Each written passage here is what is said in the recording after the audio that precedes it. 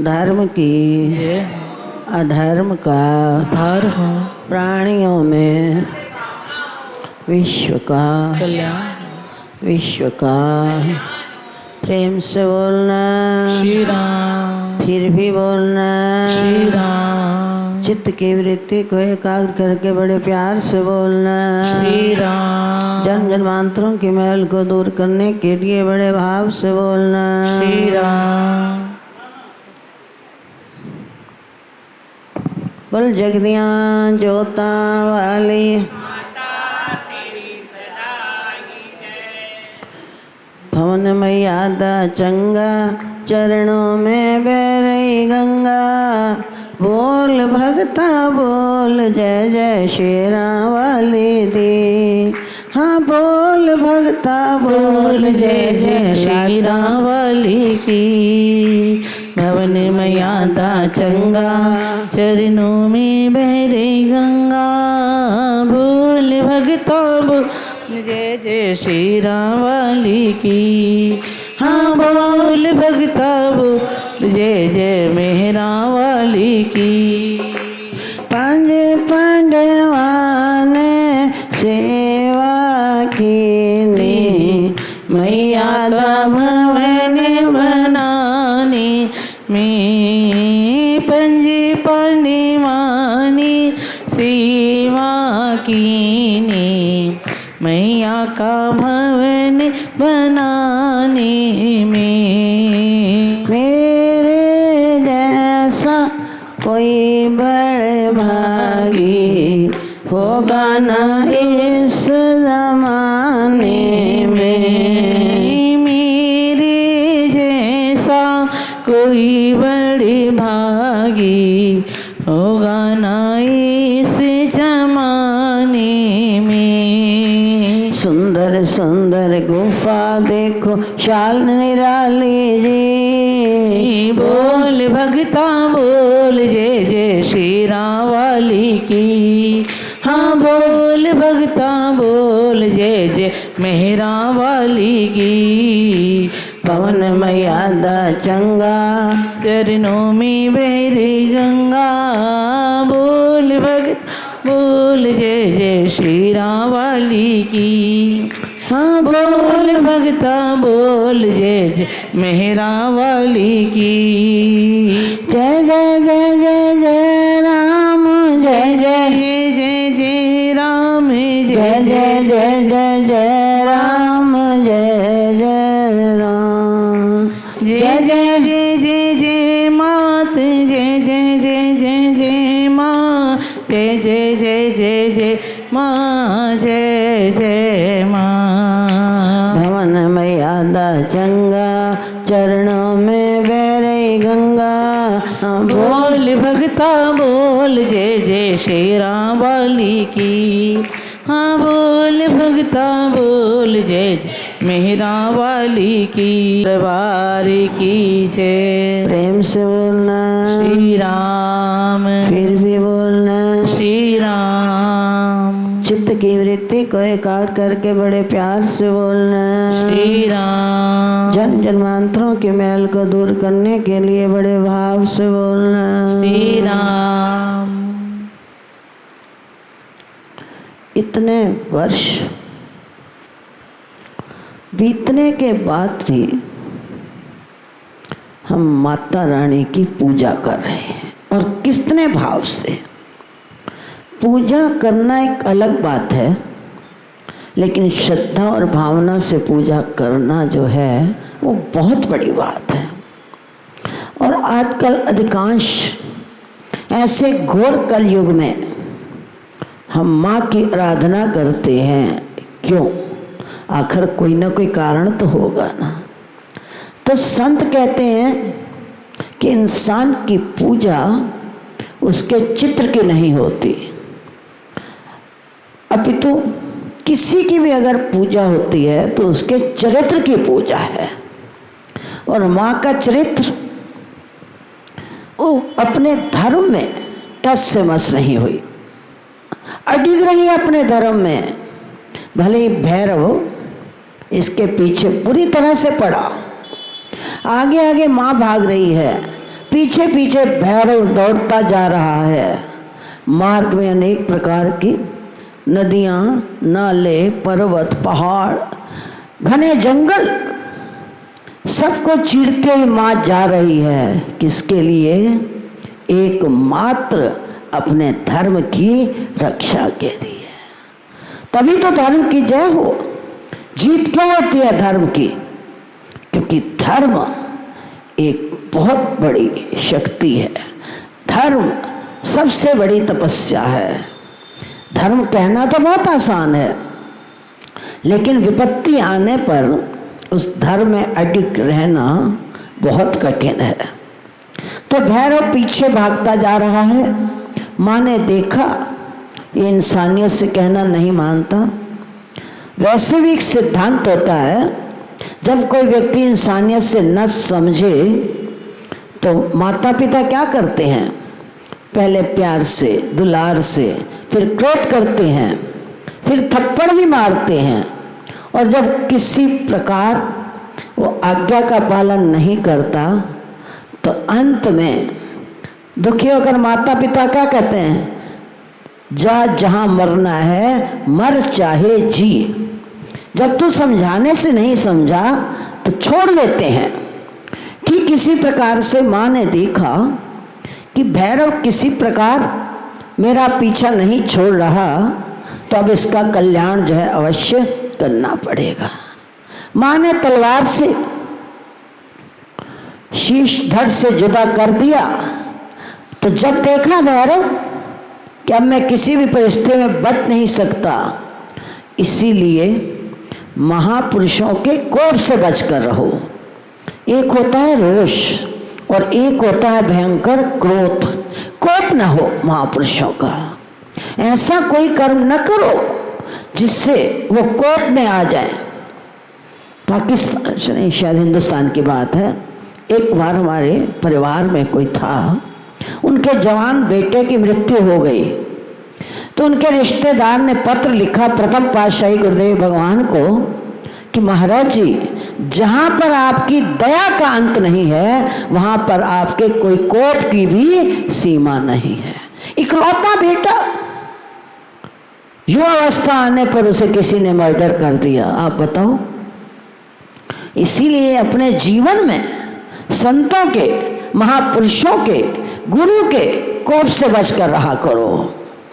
ऐसा कार्य मत करो उन्हें तुम पर कोप करना पड़े, और जब उसका भयंकर दुष्परिणाम हमें भोगना पड़ेगा ना, फिर उस समय कोई तुम्हें बचाने के लिए भी नहीं। भले ही कोई कितना प्रेम करे, प्रेरक भी मिलेंगे, सहयोगी भी तुम्हें मिलेंगे, लेकिन राखई गुर्जों को विधाता और गुरु विरोध नहीं कोई जग त्राता।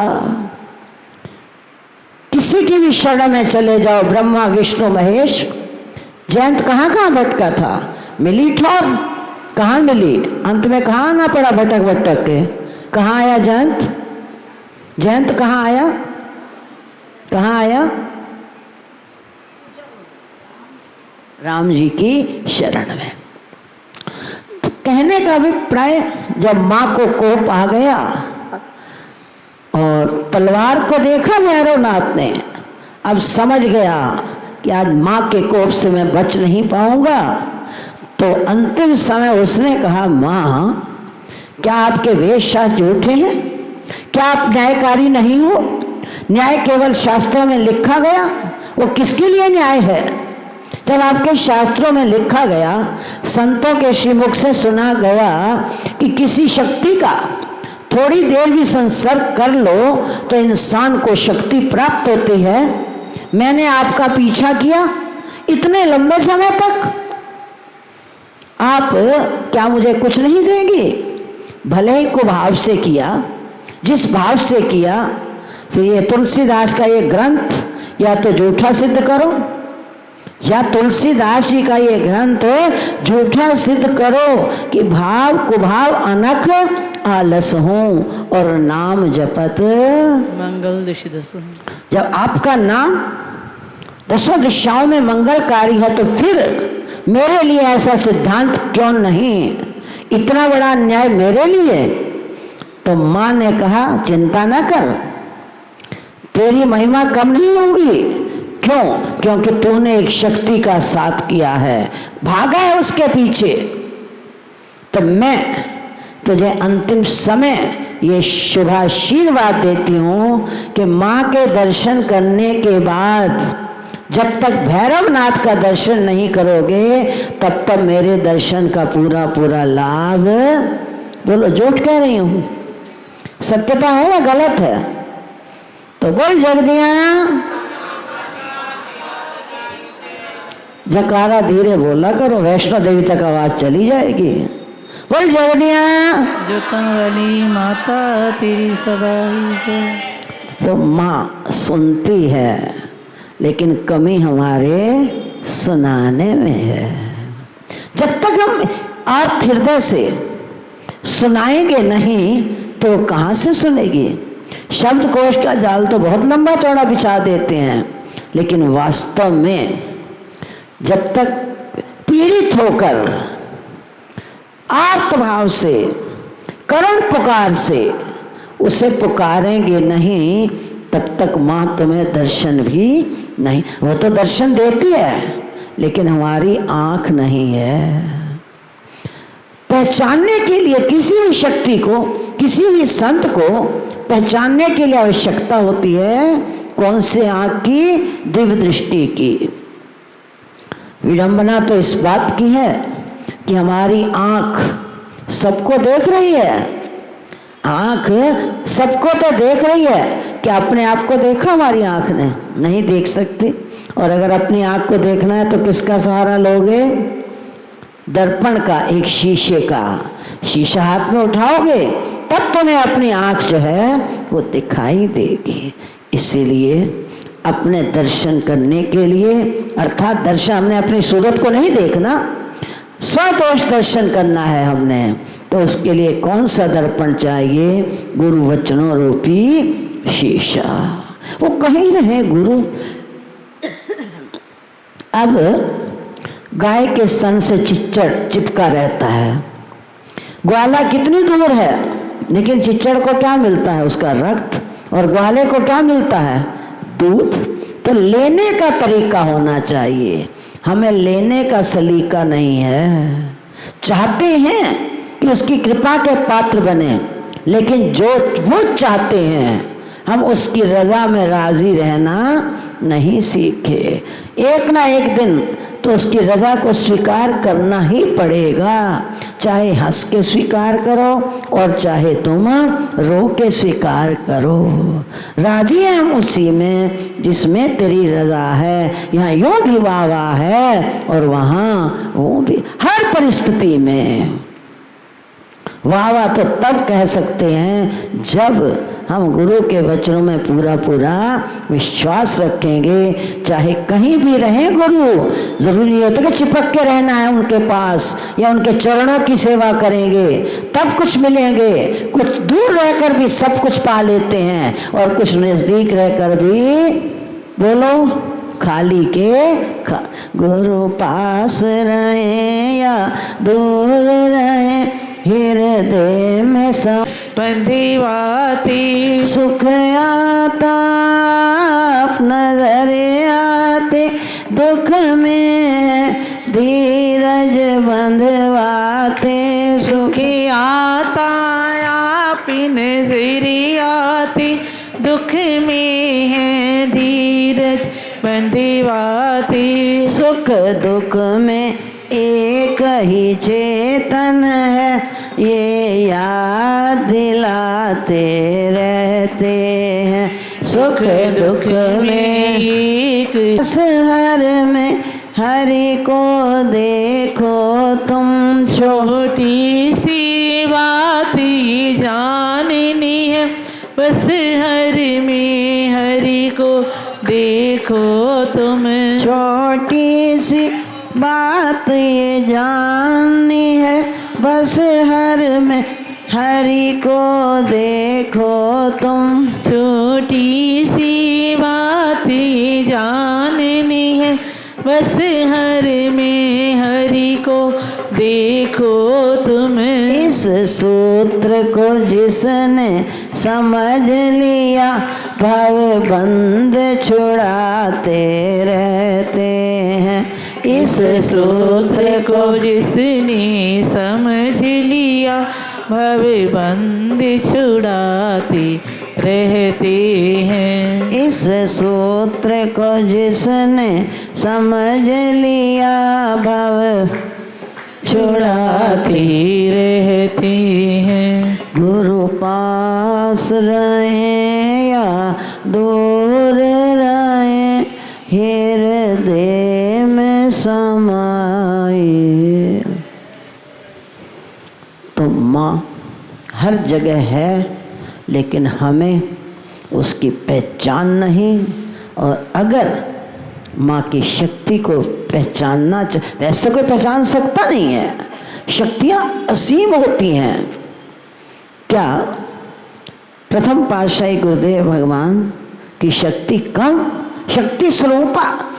ऐसे नहीं महापुरुषों ने कहा कि माता जी शक्ति स्वरूपा हैं, थे नहीं कहते, वो कहते हैं। उस दिन भी कोई उच्च कोटि के महापुरुष आए थे, उन्होंने कहा ये जो स्थान आज चल रहा है ना, तो उनकी शक्ति से हम सोचे कि हम सेवा कर रहे हैं, तब प्रेम मंदिर चल रहा है। ये हमारी सबसे बड़ी भूल है। करते वो स्वयं है, चाहे निमित्त जिसे बना दें, और जिसे वो अपनी सेवा का अवसर देते हैं उसके ऊपर उनकी विशेष कृपा बरस रही है। सेवा करना किसी के लिए नहीं की जाती, अब तो सेवा जो की जाती है वो अपने लिए। कभी भी इंसान को अपने जीवन में अपने गुण या दोष उसकी गंध फैलाने की आवश्यकता नहीं होती। गुण की गंध भी स्वतः फैलती है और हमारे दोषों की गंध भी स्वतः, हम नहीं बोलते, अब तो हमारे परमाणु बोलते हैं, हमारे संस्कार बोलते हैं। मैंने कल भी निवेदन किया कि बाग से गुजर कर जाओगे ना, तो कभी फूलों ने नहीं कहा कि हमारी सुगंधी आ रही है तुम ले लो।